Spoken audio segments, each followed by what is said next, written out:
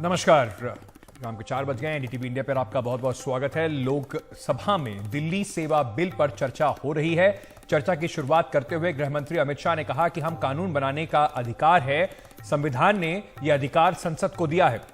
दिल्ली विधानसभा सहित संघ शासित राज्य है। नेहरू पूर्ण राज्य बनाने के खिलाफ थे। 2015 तक दिल्ली में कोई दिक्कत नहीं आई। 2015 में नए दल की सरकार आने के बाद से परेशानियां शुरू हुई। नई सरकार को जनता की सेवा से कोई लेना देना नहीं है। तो राजनीतिक भी प्रहार अमित शाह ने, गृह मंत्री ने करे हैं केजरीवाल सरकार के ऊपर। ये जो आज बिल प्रस्तुत किया गया है जिसके खिलाफ में अरविंद केजरीवाल घूम घूम कर देश में विपक्षी दलों का समर्थन मांगते रहे हैं। तो पहले सुनते हैं कि गृह मंत्री अमित शाह ने क्या कहा। 91 में 69वां संविधान संशोधन किया गया और इसके बाद दिल्ली राजधानी राज्य क्षेत्र शासन अधिनियम 1991, जिसमें मैं आज संशोधन लेकर आया हूं, इसको इस महान सदन ने पारित किया गया।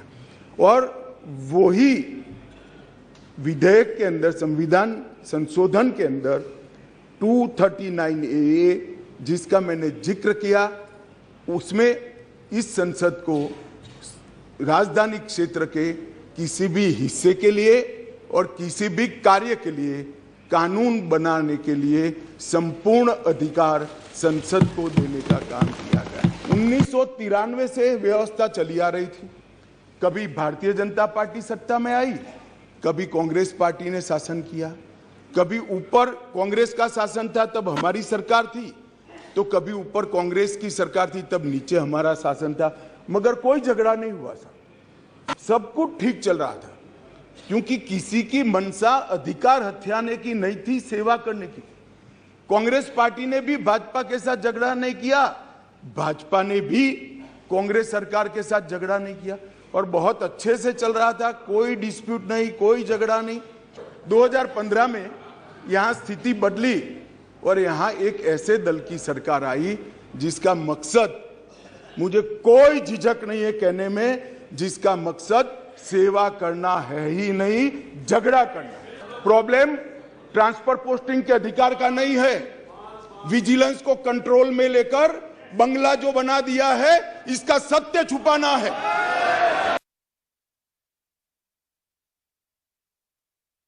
लोकतंत्र का विरोधी है, लोकतंत्र को समाप्त, वैसे इनकी मंशा है, इस सरकार की मंशा है लोकतंत्र के सारी संस्थाओं। आपने कह दी अपनी बात, आपने सारी बात कह दी है। संस्थाओं को ध्वस्त करना इनकी मंशा है, ये कर रहे हैं, लेकिन यह लोकतंत्र विरोधी है, संघीय ढांचा के खिलाफ है। मिश्रा जी, इसलिए हमारी पार्टी और हम लोग इसका विरोध करते हैं। बैठिए बैठिए, नो प्लीज सिट डाउन जी। Thank you, Honorable Chairperson, for allowing the Biju Janata Dal to participate. बैठिए बैठिए, आप बैठ जाइए, बैठ जाइए जी। कोई चीज रिकॉर्ड में नहीं जा रही, कुछ रिकॉर्ड में नहीं जा रहा है। नथिंग, नो मिश्रा जी, बना कीजिए। No permission is given only by the chair. No permission from the chair. Please Pinaki Mishra ji, उनका कुछ रिकॉर्ड में नहीं जा रहा है, आपका कुछ रिकॉर्ड में नहीं जा रहा है, प्लीज जी। Thank you, Honorable Chairperson, for allowing the Biju Janata Dal to participate in this very important debate.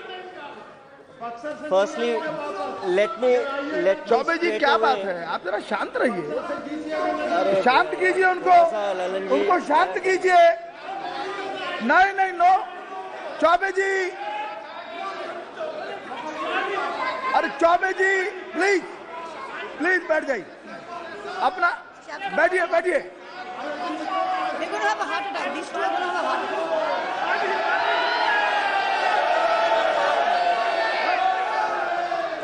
ये कोई आप सम्माननीय मंत्री हैं, आपको ये व्यवहार शोभा नहीं देता है। आप बिल्कुल चुप बैठिए, बिल्कुल गलत बात है। बैठ जाइए, आप मत बोलिए कुछ भी, उनको शांत कीजिए जी। ना प्लीज, आप भी बैठिए, बड़े आप वरिष्ठ सांसद हैं सब, प्लीज। मेरा समय अध्यक्ष जी अब शुरू होता है। अब शुरू होता है, यस। बहुत बहुत धन्यवाद अध्यक्ष जी, आपने इतने महत्वपूर्ण बिल पे बिजू जनता दल की तरफ से मुझे बोलने का मौका दिया। Mister chairperson, first let me commend the House and let me commend my colleagues here who have decided to engage in a debate. And we can see straight away, once you engage in a debate on the floor of this House, how rich and enriching the debate can become and how rewarding it can become. And so therefore, this is what our party has always felt under Naveen Patnaik ji's guidance, that the idea is to deliberate, the idea is to debate, the idea is not to disrupt. I hope this healthy practice will continue for the rest of the 17th Lok Sabha. हमको सबको ये आशा है। Mr. Chairperson, some excitement has been created by the Biju Janata Dal supporting this piece of legislation, which I indicated when the legislation was placed for introduction in the House. The reason it's been done is not because we are supporting the BJP. I think Mr. Dharmendra Pradhan ji is here, Joel Oram ji is here, many of their illustrious MPs, Sarangi ji is here. They will vouchsafe for the fact that we fight a very vigorous fight with the BJP on the ground level in our state. They are our principal opposition party. The Congress party has been wiped out of Orissa. The Congress party is reduced to some 10% vote now in Orissa, unfortunately. When I lost in 2004, I polled 46%. Today, in that seat, the Congress party has 4% vote. So that's the tragedy of the Congress party. The fact is that we are equidistant with both the BJP and the BJD. We are equidistant.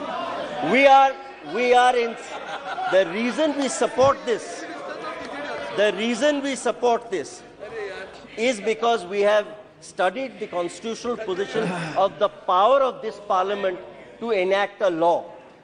239AA of the Constitution gives this parliament a certain exclusive and plenary jurisdiction to enact laws in regard to Delhi. Everybody is talking about the Constitution Bench judgment. Yesterday, I heard one of the illustrious AAP spokesman, who's a member of parliament from the other party, wax eloquent in Urdu say of the upper house, wax eloquent and say, कुछ तो वजह रही होगी, यूं ही कोई बेवफा नहीं होता. पहले तो मुझे समझ में नहीं आया कि हमारी वफा उनके साथ थी कब, जो हम बेवफा हो गए. क्यों वफा हो उनके साथ, ये भी मुझे समझ में नहीं आया. पर बात मुद्दे की ये है कि देखिए, in this issue nobody has covered themselves with glory.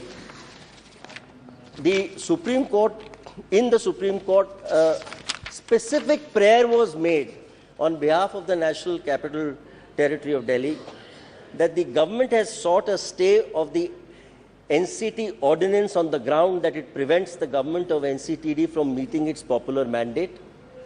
Mr. Singhvi, learned senior counsel, has heightened instances where senior bureaucrats have ignored orders.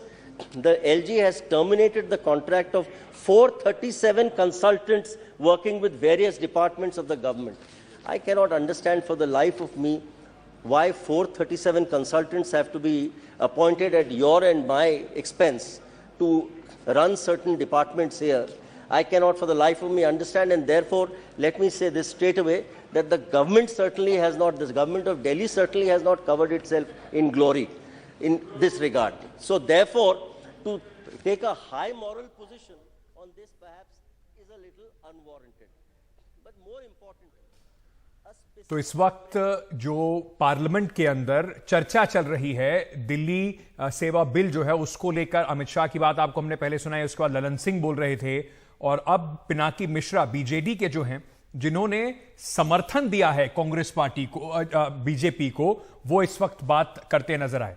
लेकिन लोकसभा में नेता प्रतिपक्ष कांग्रेस के अधीर रंजन चौधरी ने इसे मनमाने तरीके से लाया गया बिल बताया, और इस पर उन्होंने क्या कहा ये आपको जरा सुनवाते हैं.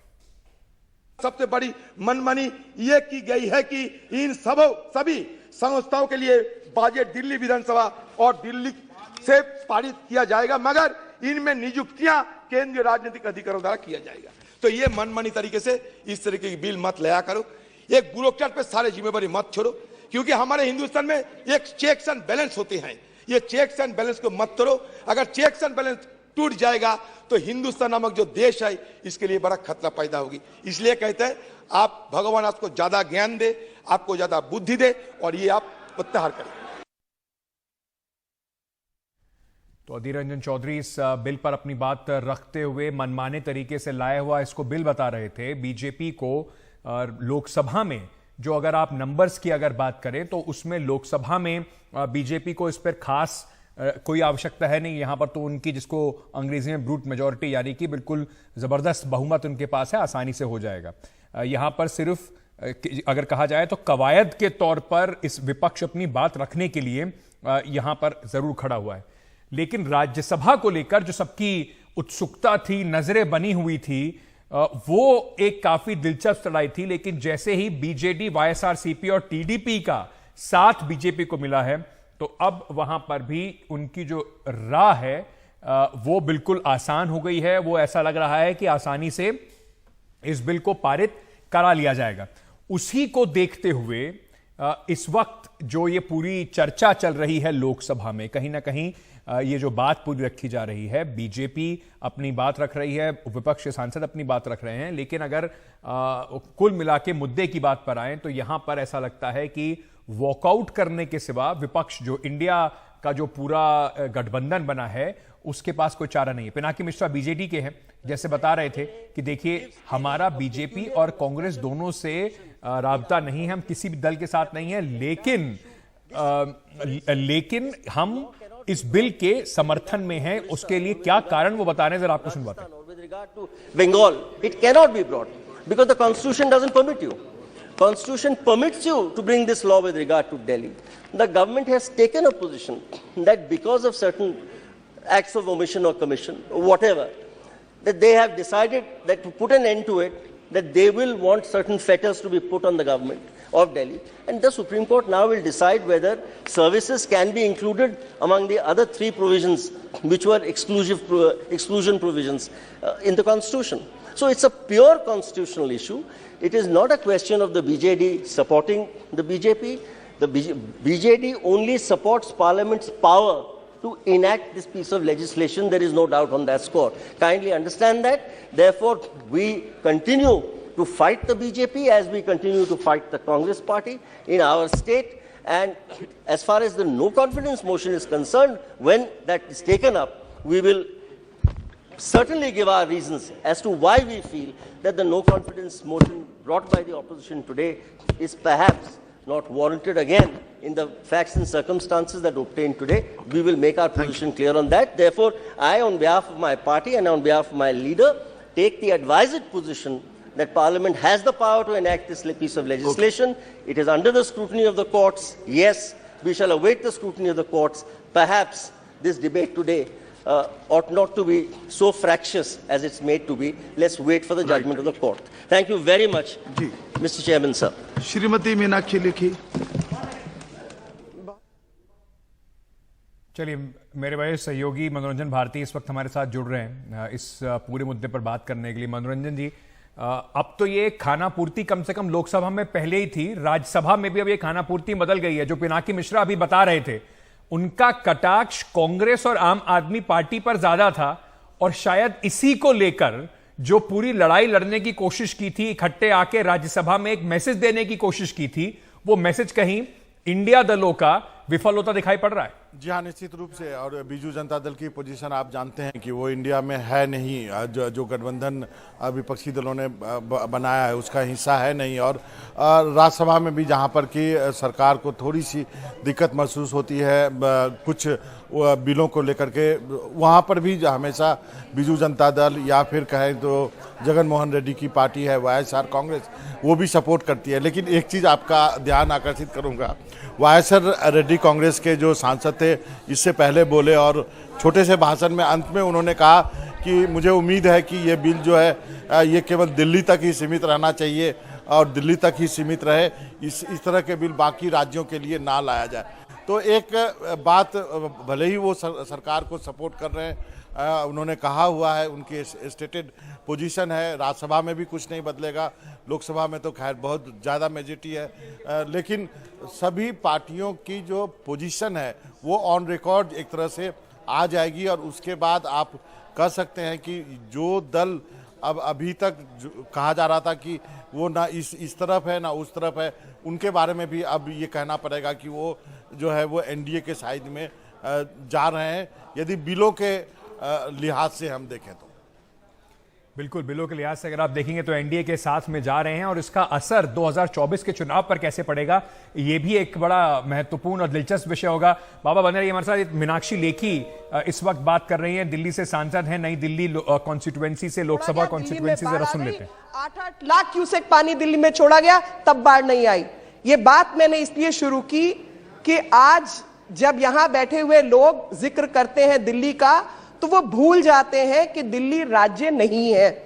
और इसीलिए मैंने कहा 1/4 मुख्यमंत्री, क्योंकि पहले तो आधी ताकत कोर्ट ने ही मान लिया कि law and order, land, all these issues will go to central government. ले दे के एक विषय बचा था जिसके ऊपर सारा झगड़ा है, सारा मामला फंसा सर्विसेज के ऊपर। और जब सर्विसेज की बात आई तो सर्विसेज क्यों आवश्यक हुई?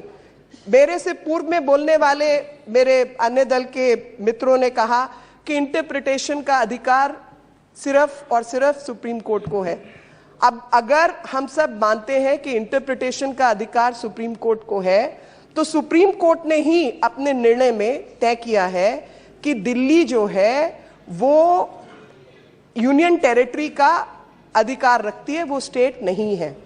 और यूनियन टेरिटरी चाहे दिल्ली हो या पौंडीचेरी हो, सेंटर का उसमें अधिकार है। और जब विल ऑफ द पीपल की बात आती है तो प्रेसिडेंट ऑफ इंडिया से बड़ा तो विल ऑफ द पीपल कोई और रिप्रेजेंट नहीं करता। प्रधानमंत्री से बड़ी विल तो एक शहर का मुख्यमंत्री रिप्रेजेंट नहीं करता, जहां पर 7 सांसदों को चुनकर इसी दिल्ली की जनता ने भेजा है।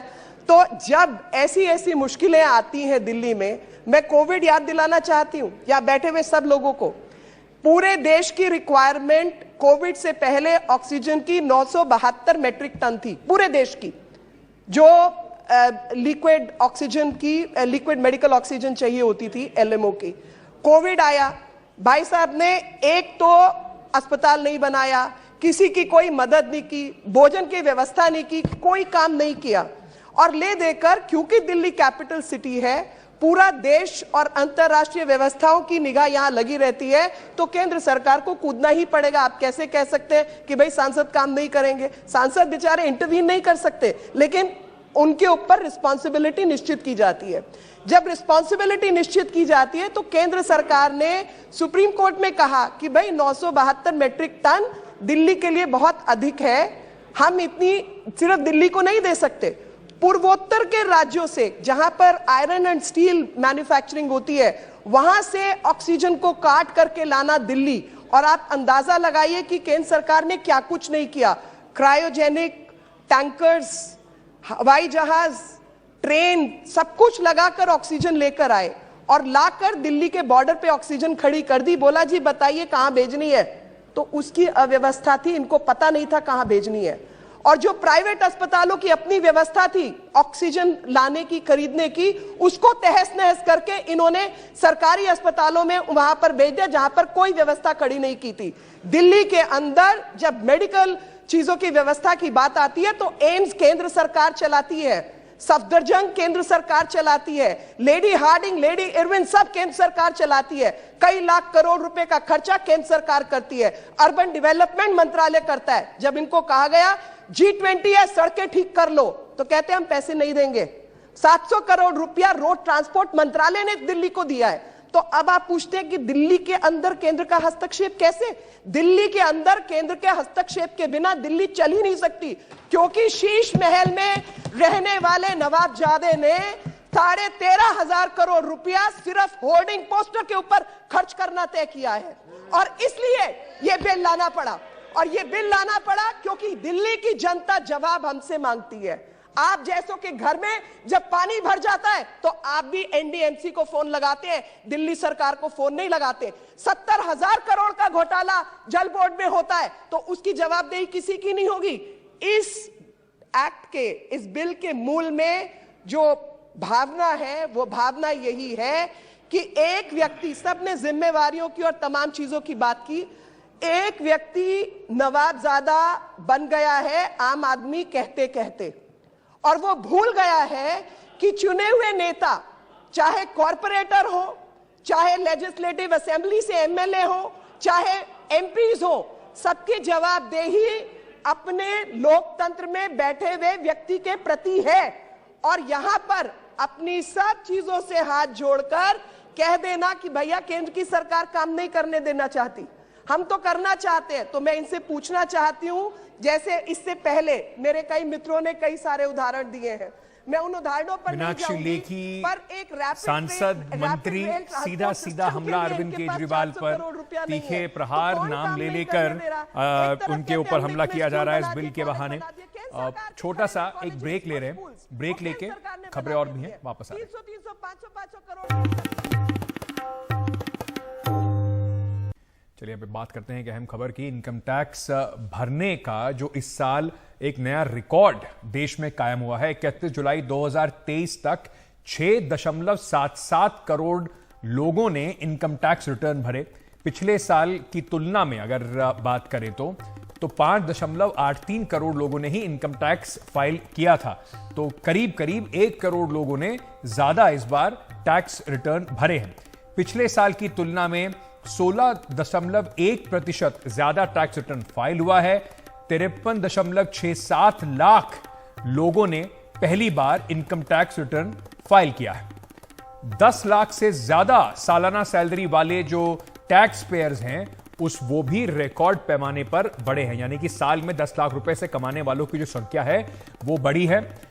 अगर डेडलाइन मिस कर दी है तो रिटर्न फाइल करने में जो जुर्माना है अब वो लगेगा। अगर आपने 31 तारीख तक नहीं फाइल किया है अपना टैक्स रिटर्न तो 5,000 रुपए का जुर्माना भी इस पर लगेगा। लेकिन जो टैक्स जो बढ़ा है, नेट जो बढ़ा है, वो क्या संकेत दे रहा है, इस पर बात करने के लिए हमारे साथ रवि तिवारी साहब जुड़ रहे हैं, टैक्स एक्सपर्ट हैं।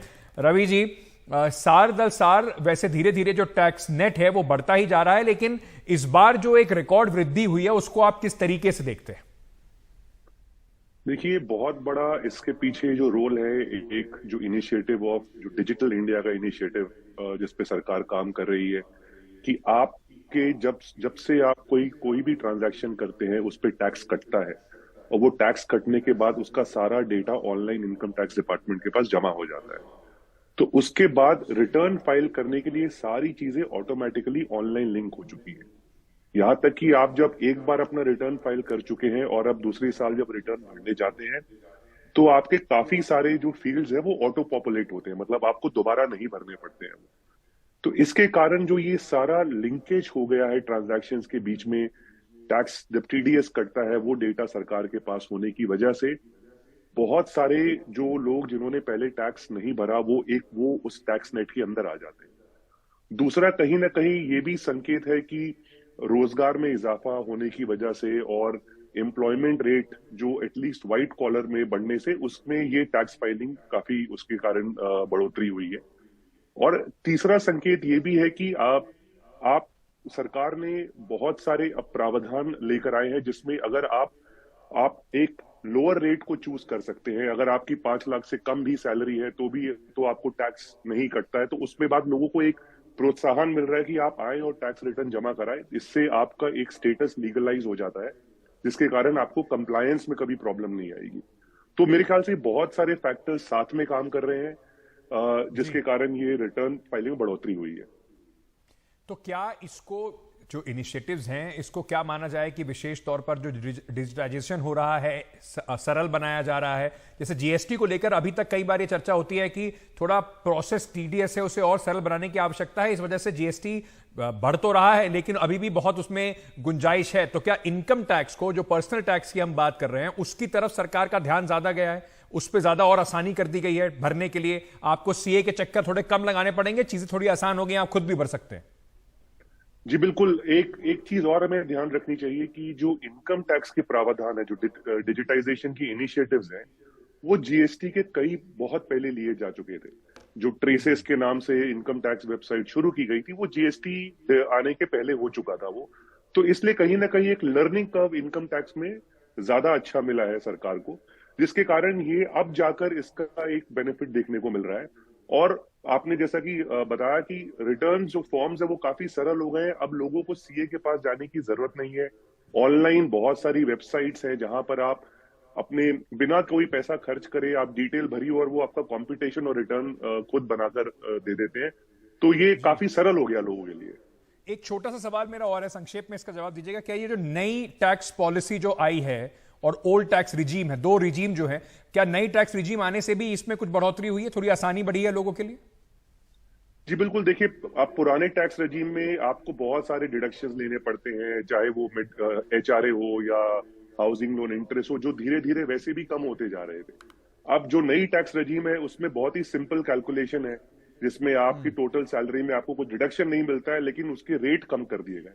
तो इसलिए एक आम आदमी के लिए इसको कैलकुलेट करना भी अपने आप में और समझना, शुरू में थोड़ी तकलीफ हुई थी, बिकॉज कोई भी किसी भी नई चीज को समझने में टाइम लगता है। पर अब दो साल 3 साल हो चुके हैं इस नई रेजिम को आए हुए, तो इसके कारण अब इसकी अंडरस्टैंडिंग बढ़ गई है और इसलिए सिंप्लीफाइड हो चुका है काफी। बहुत बहुत शुक्रिया हमारे साथ जुड़ने के लिए और ये जानकारी हमें देने के लिए। हरियाणा के नूह में हुई हिंसा की तपिश गुरुग्राम और उसके आसपास के इलाकों में जरूर पहुंची है।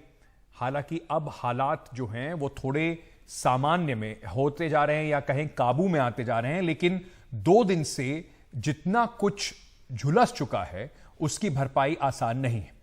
नूह में कल कर्फ्यू में 2 घंटे की ढील दी गई।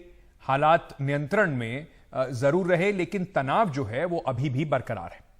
इसी तनाव को देखते हुए गुरुग्राम के सोना, मानेसर, फरीदाबाद, पलवल में 5 अगस्त तक इंटरनेट सेवाएं बंद रखी गई हैं। मुख्यमंत्री खट्टर ने शांति मनाने की अपील की है। वहीं गुरुग्राम के डीसी का कहना है कि हम लगातार कार्रवाई कर रहे हैं। उन्होंने ये भी कहा कि इमाम की हत्या के मामले में 10 लोगों को गिरफ्तार किया गया है। सौरभ शुक्ला ने गुरुग्राम के डीसी से बातचीत की। दिल्ली से सटे गुरुग्राम में धीरे धीरे हालात सामान्य हो रहे हैं, लेकिन लोगों में फिर भी डर है। तमाम मुसलमान पलायन कर रहे हैं कॉलोनियों से, जो काम करते हैं रोज़मर्रा के वो भी। हमारे साथ डीसी गुरुग्राम है, उनसे जानते हैं कि स्थिति क्या है और तमाम सवालों के इनसे जवाब लेंगे। निशांत जी, अभी क्या स्थिति है, क्या फीडबैक मिल रहा है आपको लोगों से? आप भी लोगों से मिल रहे हैं सुबह से, डेलीगेशन से, क्या फीडबैक है अभी? अभी फीडबैक ये है कि सिचुएशन नॉर्मलसी की तरफ बढ़ रही है। लोगों में जो एक पैनिक था इस कम्युनल वायलेंस का, वो कम हुआ है। विशेष करके कल चूँकि दिन भर कोई ऐसी इंसिडेंट मेजर नहीं हुई जिससे पैनिक फैले, तो इसलिए लोगों में धीरे धीरे करके ये सुरक्षा की भावना आई है। और आज से विशेष करके पूरे गुरुग्राम ज़िले में स्कूल्स भी ऑपरेशनल हैं, ऑफिसेज भी रन हो रहे हैं, मार्केट प्लेसेस भी खुले हैं। तो उससे एक तरीके से जो पहले की भांति जो माहौल था वो भी वापस आ रहा है और हमें उम्मीद है कि आने वाले समय में ये नॉर्मलसी और फर्दर रिस्टोर होगी। आज कोई इंसिडेंट रिपोर्ट नहीं हुआ कहीं से? क्या अरेस्ट किए हैं अभी आप लोगों ने? हमने देखा है कि जो मस्जिद को टॉर्च किया गया, वहाँ के इमाम की हत्या की गई, उसमें भी आप कार्रवाई कर रहे हैं ताकि एक ये संदेश जाए कि नहीं, देखिए हम अनबायस्ड होकर काम कर रहे हैं। क्योंकि हम जब बात करते हैं मुस्लिम कम्युनिटी को, उनको लगता है कि प्रशासन बायस्ड होकर काम करता है, बोलते हैं। अगर आप बता सके तो। बिल्कुल। तो इसमें गुरुग्राम में 20 से ज़्यादा टोटल अरेस्ट हुए हैं और जो मस्जिद वाला केस है सेक्टर 57 का, उसमें भी 10 से ज़्यादा अरेस्ट हो गए हैं। और ये रेगुलर बेसिस पे ये संख्या बढ़ रही है क्योंकि इसमें काफ़ी सारे लोग नामजद किए गए हैं एफआईआर में। और 57 वाला जो इंसिडेंट था उसको लेकर के उस पूरे एरिया में रहने वाली जो मुस्लिम कम्युनिटी के लीडर्स जो है, आज मुझसे एक डेलीगेशन मिला था और हमने उनको अश्योर किया है कि वो मस्जिद भी जल्द ही उनको हैंडओवर कर दी जाएगी ताकि वो वहाँ पे अपने रूटीन जो जुम्मे की नमाज है वो पढ़ सकें। इसके अलावा जितने भी गुरुग्राम ज़िले से डेथ्स या इंजरीज़ हुई हैं उनको लेकर के गवर्नमेंट को रिपोर्ट भेजेंगे, क्योंकि गवर्नमेंट ने उन पर कंपनसेशन भी डिक्लेयर किया है। और इसके अलावा चूँकि जैसे पिछले काफ़ी समय से कोई भी इंसिडेंट इस तरह की नहीं हुई है, तो हमारी एक नज़र सेक्शन 144 पे भी है। अगर इस तरीके से पीस बरकरार रही तो हम उसमें रिलैक्सेशन दे सकते हैं या उसको रिवोक भी किया जा सकता है। लोग दफ्तर आने लग जाएं यहाँ पे। आप बोल रहे हैं कि सुरक्षित है, हमारे माध्यम से लोग प्लानिंग कर रहे हैं, वर्क फ्रॉम होम कर रहे हैं। आज ऑफिस भले ही खुले हैं, आप फीडबैक लेंगे तो स्कूलों में बहुत सारे बच्चे नहीं भेजे हैं लोगों ने, आज ऑफिस में वो कह रहे हैं वर्क फ्रॉम होम कर रहे हैं। तो विश्वास थोड़ा सा पैदा होगा आपके कहने से, अगर आप बता पाएं, अश्योर करें कि नहीं सब कुछ ठीक है अब यहाँ पे। डेफिनेटली देखिए, एडमिनिस्ट्रेशन की तरफ से मैं बिल्कुल अश्योर करूंगा कि बिल्कुल भी डरने की ज़रूरत नहीं है। ऑफिसेज बिल्कुल फंक्शनल हैं। हमने एक दिन के लिए भी ऑफिसेज पे रेस्ट्रिक्शंस नहीं लगाया और डेलिबरेटली गुरुग्राम सिटी में इंटरनेट वगैरह बंद नहीं किया गया, सिर्फ इसी वजह से कि लोगों का काम ना रुके। जो सोहना में या मानेसर में जो इंटरनेट एरियाज में बंद किया था, उसका भी मुख्य वजह ये थी कि जो रूमर्स हैं वो ना फैलें, क्योंकि जब ये इंसिडेंट हुआ था 31 का तो रूमर्स बहुत फैल रहे थे। तो मैं सबको यही अश्योर करूंगा कि बिल्कुल ऑफिसेज आएँ, बिल्कुल स्कूल्स आएँ, बिल्कुल डरने की जरूरत नहीं है। तो डीसी गुड़गांव लोगों को कह रहे हैं कि आप आइए, गुड़गांव सुरक्षित है और फिलहाल पिछले 24 घंटे में कोई ऐसी स्थिति उत्पन्न नहीं हुई है जिससे ये हो कि नहीं हिंसा वापस शुरू हो गई है, हिंसा हो रही है। सहयोगी संजय कौशिक के साथ गुरुग्राम से सौरभ शुक्ला, एनडीटीवी इंडिया। चलिए इस बार फिर से आपको लोकसभा लिए चलते हैं, जहां पर दिल्ली सेवा बिल पर बहस हो रही है। सुप्रिया सुले एनसीपी की नेता हैं, इस वक्त अपनी बात रख रही मिलता है वो पॉपुलैरिटी, ये कौन सा न्याय होगा? It's really unfair sir. तो ये लोकतंत्र है। ये कहते हैं केजरीवाल जी को दिल्ली भी मिली और पंजाब भी मिला, हाँ मिला, बट लोकतंत्र है ये sir. So whether you like it or not, today, whether anybody likes it or not, today Punjab and Delhi is ruled by Aam Aadmi Party and not by rigging any election. And if Meenakshi Lekhi ji said rig or election, then what was your government doing? You're saying Punjab was rigged? Was Delhi rigged? Is my question to the government. I want to ask that. Sir Amalaji, ये नैतिकता की बात कर रहे थे। इनका lead speaker नैतिकता की बात कर रहा था। What was he saying? नैतिकता? I didn't disturb anybody. नैतिकता की बात हो रही थी। इन्होंने कहा कि दिल्ली की जो सेक्रेटरी है उनको पकड़ के मारा। सही है बात, absolutely I agree with her. गलत है, two wrongs don't make a right. So let's unanimously say कि अगर गलती हो गई है किसी भी राज्य में, अगर दिल्ली की सरकार ने किसी चीफ सेक्रेटरी को बांधा है वो गलत है। I agree with you Meenakshi, it is wrong, but then please tell the Maharashtra government where your 105 MLAs are there, वहां 3 लोगों ने, एक बीजेपी के एमएलए ने एक अधिकारी को थप्पड़ मारा, एक बीजेपी एमएलए ने उसको बांधा और एक इनके एमपी जो इनका है उन्होंने भी एक थप्पड़ मारा अधिकारी को। तो अगर दिल्ली में भी गलत है तो महाराष्ट्र में भी गलत है।